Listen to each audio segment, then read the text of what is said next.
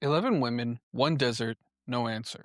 In February of 2009, a woman walking her dog on Albuquerque's West Mesa made a discovery that would crack open one of the darkest chapters in New Mexico history. At first, it looked like nothing, more than a bone in the dirt, an odd shape sticking out of the desert floor. Easy to overlook, easy to mistake for animal remains. But it wasn't animal. What that woman had found was human. Once police began digging, one body became two, two became five, five became 11.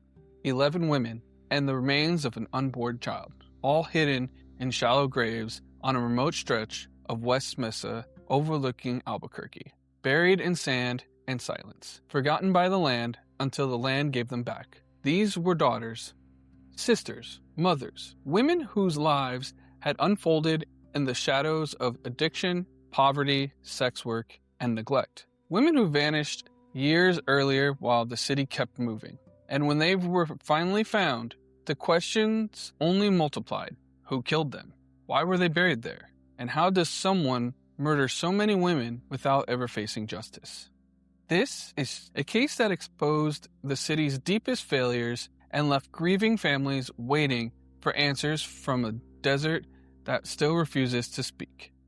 Before this story starts, turning up bones, breaking open old missing persons files, and making all of us side-eye every empty stretch of desert, like, comment, follow, and subscribe. Because around here, mysteries may stay buried for years, but your support doesn't. Welcome back to Haunted in Between. This is Episode 8, The West Mesa Bone Collector.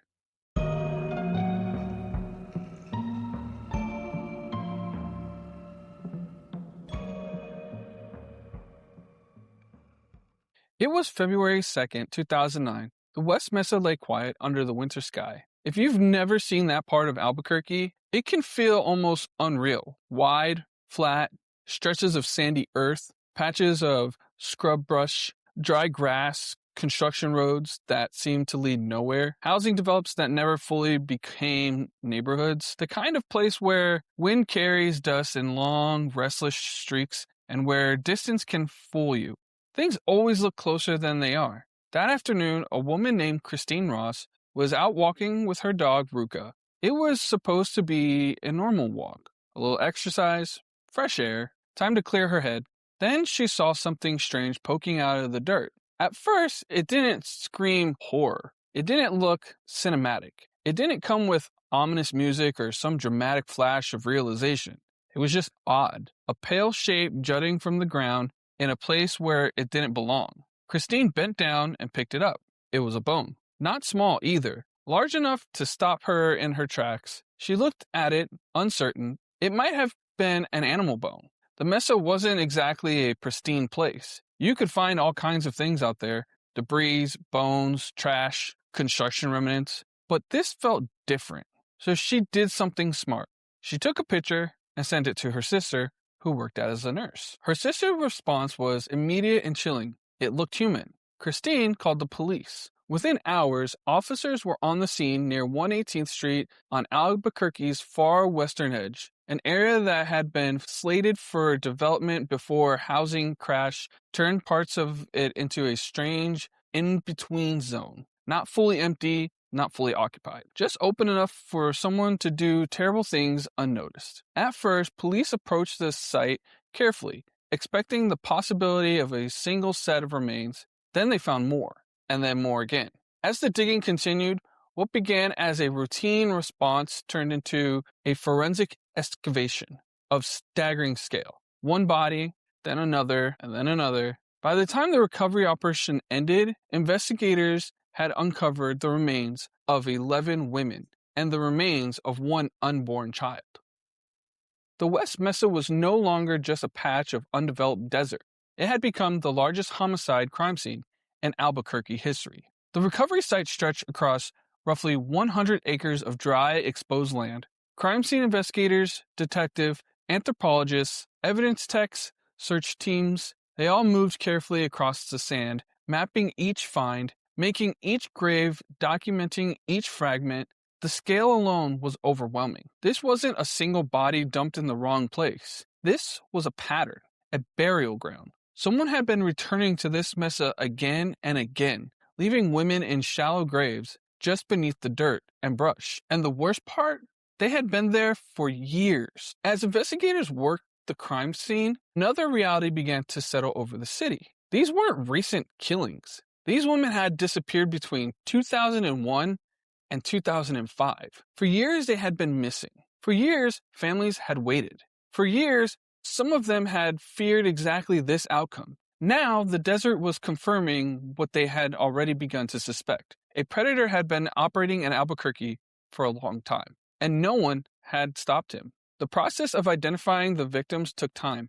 DNA, dental records, missing person reports, interviews with families, case comparisons. Slowly, painfully, the women got their names back, and they were identified as Monica Candelaria, Victoria Chavez, Silania Edwards, Doreen Marquez, Victoria Romero, Jamie Barella, Evelyn Salazar, Virginia Colvin, Julie Nieto, Cinnamon Elks, and Michelle Valdez. And those names became the human truth beneath the headlines. These were not anonymous remains. These were women with histories, families, habits, voices, and unfinished lives. Many were young, incredibly young. 2 of them were just 15 years old. One of them, Michelle Valdez, was pregnant.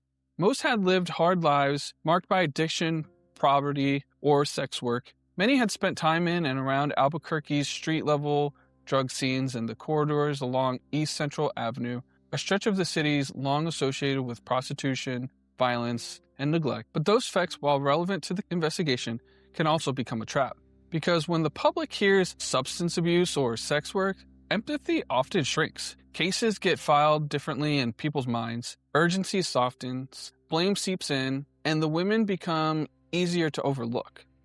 That is exactly what this case would force Albuquerque to confront. It's easy in a case like this to get lost in numbers: 11 women, 1 desert, 1 killer.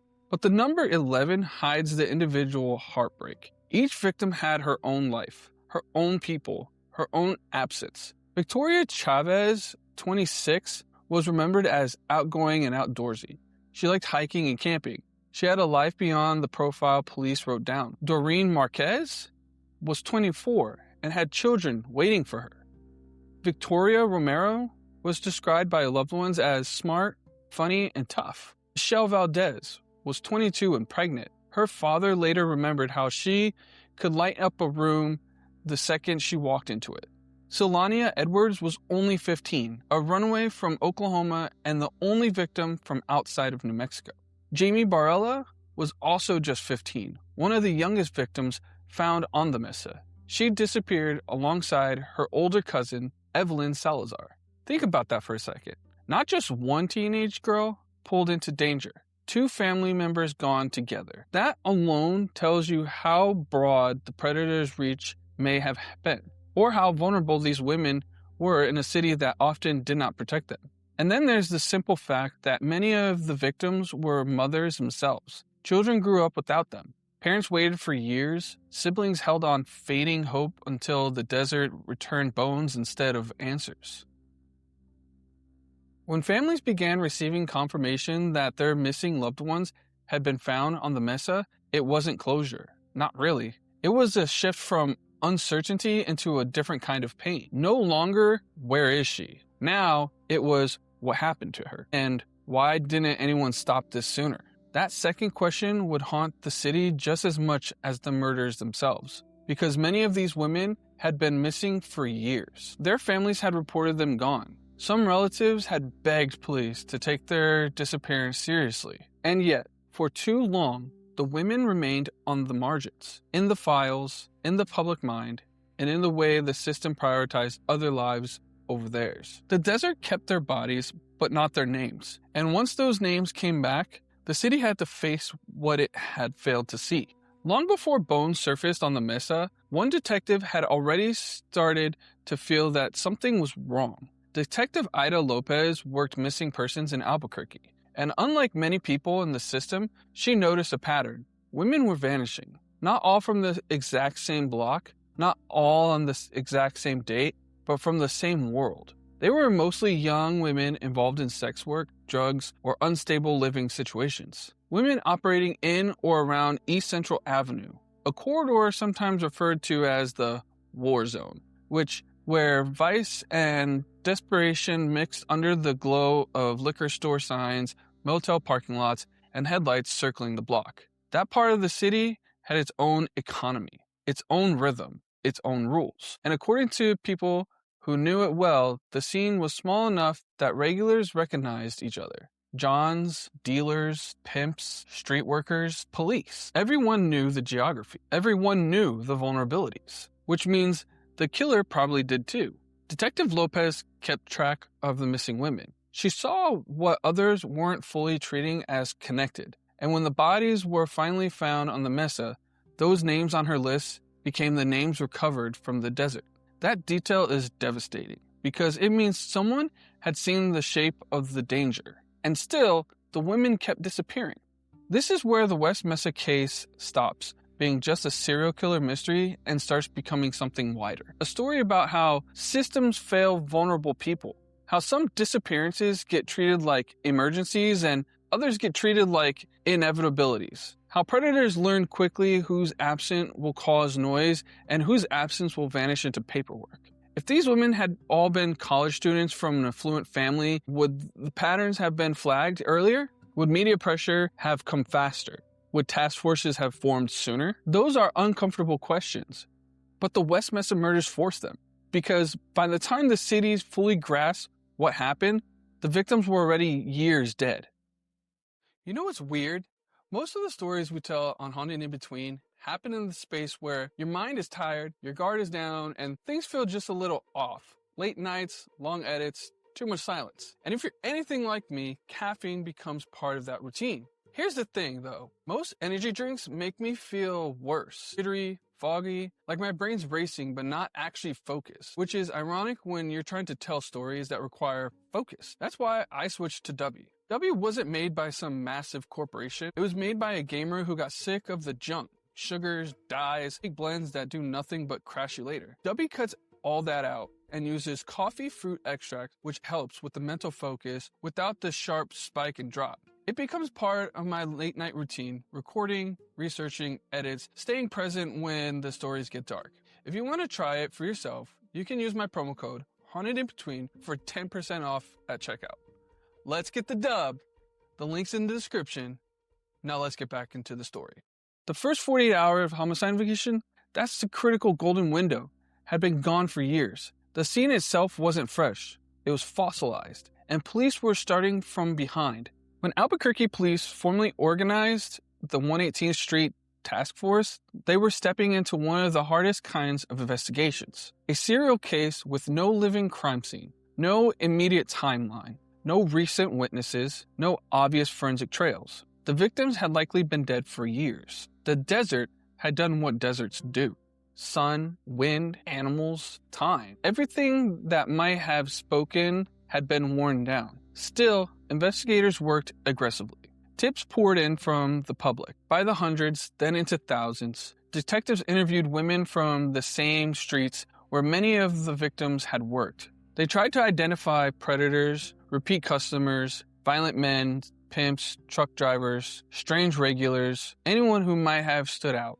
They reviewed old missing person reports, compared timelines, built victimology profiles, mapped where women were last seen, where they lived, who they knew, who had been arrested in those same areas during the relevant years. The case drew in local police, state resources, and federal support. Crime Stoppers offered a massive reward. Billboards went up, the city watched and waited, and yet, even with all of that pressure, the killer remained a ghost. Because whoever buried those women had chosen his dumping ground carefully. At the time of the murders, the Mesa sat in a strange developmental limbo. Too remote for routine discovery, too close to the city to seem suspicious if anyone drove out there. Open enough to bury bodies unnoticed. Empty enough that no one would stumble across them for years. It was a killer's blind spot. And by the time the graves were found, that advantage had matured into nightmare. Eventually, one name kept rising above the others, Lorenzo Montoya. If you line up the known facts around Montoya, it becomes easy to understand why so many investigators and observers believe he may have been the West Mesa killer. He lived less than 3 miles from the burial site. Roads connected his area to the Mesa. He was known to cruise the same Central Avenue corridors where the victims were. He had a documented history of violence against sex workers. And perhaps most chilling of all, he allegedly talked about killing women and burying them on the Mesa. That alone is enough to freeze your blood. Because if that statement is true, then the case almost sounds solved. But almost is one of the cruelest words in an unsolved crime. Montoya's violent history wasn't vague speculation. He had been arrested before involving sex workers, including attempted strangulation. Then, in December 2006, something happened that permanently changed how police viewed him. A 19-year-old sex worker named Sharika Hill went to Montoya's trailer. At some point, he bound and strangled her. But before he could dispose of her body, her boyfriend arrived, realized something terrible was happening, and fatally shot Montoya. That one incident became the hinge for an enormous theory. What if Sharika Hill's murder interrupted a pattern that had already claimed 11 women? What if the only reason the West Mesa killings stopped was because the killer himself was killed in 2006? The timeline is hard to ignore. The known West Mesa victims disappeared between 2001 and 2005.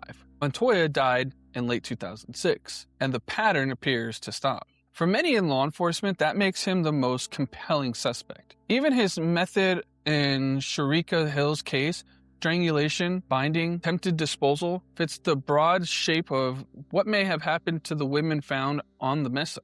But here's the problem. Suspicion is not evidence. And one brutal truth in this case is that New Mexico law created a roadblock after Montoya's death, because he died before being charged in the West Mesa case. His DNA could not simply be entered and broadly compared the way investigators wanted. So the best suspect may also be the suspect the system has struggled hardest to test completely. That is infuriating for the families, and it leaves the case hanging in one of the worst possible positions. A likely name, a probable pattern, and still no official justice. Montoya was not the only man investigators scrutinized. Another deeply disturbed figure was Joseph Beal. Beal had his own horrific history. He was later convicted in a series of violent sexual assaults involving young girls, crimes that earned him the nickname the mid-school rapist. He also had a known pattern of cruising Central Avenue and soliciting women in the same environment where many West Mesa victims disappeared. At one point, police found what looked like a potentially important clue near one of the graves, a plastic tag from a nursery plant. Beal had purchased landscaping materials from a similar nursery, and when police searched deeper into his background and property, they found enough odd overlap to keep him firmly in the conversation. There were also reports that he possessed women's jewelry and undergarments not belonging to his wife, possible trophies in the minds of some investigators. Later, Blee was linked by DNA to the death of another woman, a sex worker found dead in 2004. That did not prove he was the West Mesa killer, but it did prove something else. He was absolutely capable of this kind of violence. That matters because in serial cases, police don't just look for one perfect piece of evidence. They build pressure around probability. Who was nearby? Who had the pattern? Who had access? Who had the temperament and history? Blee checked enough boxes to remain deeply suspicious. But like Montoya, he never became the case-closing answer. No direct forensic tie to the Mesa victims has publicly sealed it. So he remains another figure circling the edges of this mystery. A viable suspect, a violent man, and not enough. When a case stays unsolved long enough, theories widen. And with West Mesa, one of the more unsettling questions is whether all 11 women were killed by the same person at all. Most investigators lean towards one predator. The victims' profiles overlap, the burial site is consistent, the disappearance cluster around a specific period. The psychology feels singular, but some researchers and criminologists have considered another possibility. What if the killer had help? What if this wasn't a lone predator, but part of a larger criminal arrangement involving traffickers, pimps, or intermediaries who delivered vulnerable women into danger? Or, more disturbingly still, what if more than one violent man used the same stretch of Mesa at different times, knowing it was a good place to hide bodies? There is no strong public evidence proving any of that. Still, the case leaves enough gaps that investigators cannot comfortably rule out every layered possibility. That's what prolonged uncertainty does. It doesn't just preserve one mystery, it creates space for many. And every theory grows from the same unbearable truth. Someone repeatedly hunted women who were easy for society to overlook. Whether it was one man or more than one, the environment of vulnerability was the same. That's the larger horror here. A killer didn't need magic. He didn't need invisibility. He only needed a population that the world wasn't protecting well enough. What makes the West Mesa case so haunting isn't just the body count. It's the silence around the answers. No arrests, no confession, no courtroom, no family hearing the words, "We got him." Just 11 women unearthed from the sand and a city left to wonder whether justice died before it ever had a chance. For many people, the most likely explanation is also the most unsettling poetic. If Lorenzo Montoya truly was the West Mesa bone collector, then he was never caught by detectives. He was stopped only because one intended victim's boyfriend interrupted him and killed him first. In that version of the story, the murders ended not because the system worked, but because chance did. A random moment of intervention, a street-level act of protection, a killer brought down before police ever had the chance to prove what he had done. That possibility is both satisfying and deeply unsatisfying, because even if it's true, the families never got certainty. No conviction, no official reckoning, no final public naming of the man who took their daughters, sisters, and mothers. And if Montoya wasn't the killer, then the alternative is even more chilling, that someone else murdered those women and may have walked free all these years. The desert gave back the dead, but not the truth. Not yet. Today, the West Mesa looks quiet again. The excavation is long over, the remains have been removed, a memorial park stands where horror once lay hidden under brush and dust. Families can visit, say names, leave flowers, sit with grief, but even a memorial can't answer the question that still hangs over Albuquerque. Who did this? And why were these women left unprotected for so long? The West Mesa case is about a serial predator, but it also is about neglect, about whose disappearances get taken seriously, about who gets called troubled instead of endangered, about how easy it is for violence to hide when society has already decided some lives are expected to fall apart. These women were not disposable, not because they were perfect, not because they were easy to protect, but because they were human. And they were loved. Monica, Victoria, Silania, Doreen, Victoria, Jamie, Evelyn, Virginia, Julie, Cinnamon, and Michelle. The desert returned their names. The city still owes them the rest. What do you think happened on the West Mesa? Was it one predator hiding in plain sight? A violent man who blended so easily in Albuquerque's underworld that no one noticed until it was far too late? Was it Lorenzo Montoya, Joseph Blee, someone else entirely, or more than one person? Let me know your thoughts in the comments and or on social media, because every conversation keeps attention on these women. And sometimes attention is the only thing that keeps a cold case from disappearing completely. If you haven't done already, don't forget to follow Haunted in Between, like and subscribe so you don't miss what's next. Next week, we leave the open desert of New Mexico and head into the remote mountains of southern Oklahoma for one of the strangest family disappearances in modern true crime. A husband, a wife, a 6-year-old daughter, their truck is found abandoned on a dirt road. Inside are their phones, wallet, prescriptions, and a starving dog, and more than $2,000 in cash left behind. No signs of a struggle, no clear trail, no explanation. Years later, their skeletal remains are found miles away, but even then, investigators still can't say for sure how they died. It's a case of paranoia, isolation, family tension, and unanswered questions that only get stranger the deeper you go. Come back next week for episode 9, The Jameson Family Disappearance. Remember, we are haunted in between. You're not alone. You're in between.